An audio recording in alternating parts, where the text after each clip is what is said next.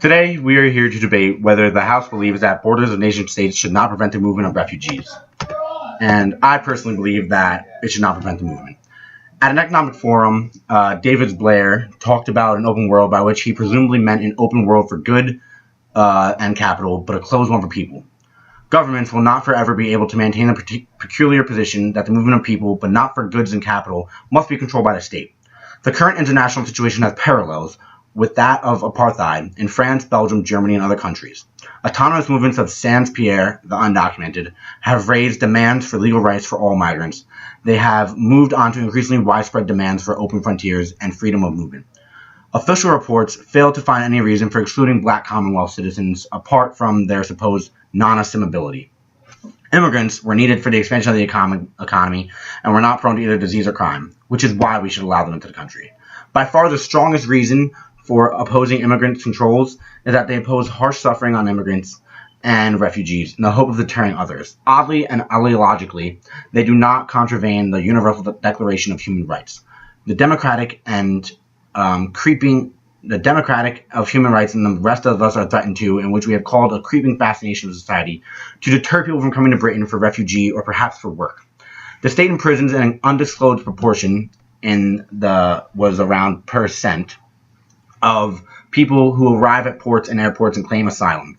It does so on the say of junior immigration officials with no trial, no automatic right to bail, so they must survive on less than the minimum considered necessary for natives. This means food vouchers spendable on only certain supermarkets and dispersal to one no choice offering accommodation, often away from existing communities, lawyers, and even families. It is, in my opinion, an utter and complete myth that there is the slightest danger or prospects of millions and millions of brown or black people coming into this country. Anyone who is trying to put that across is only trying to frighten people into believing it.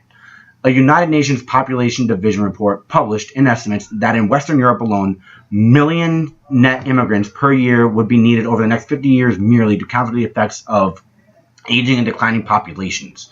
If people were free to come and go, they would probably do so.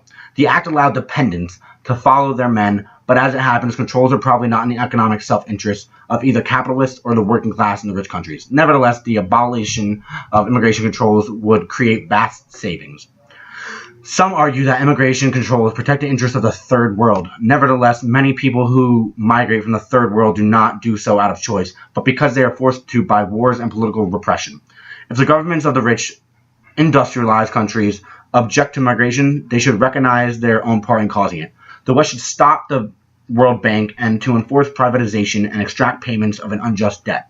It should stop forcing the access of multinational corporations to the market and third world countries.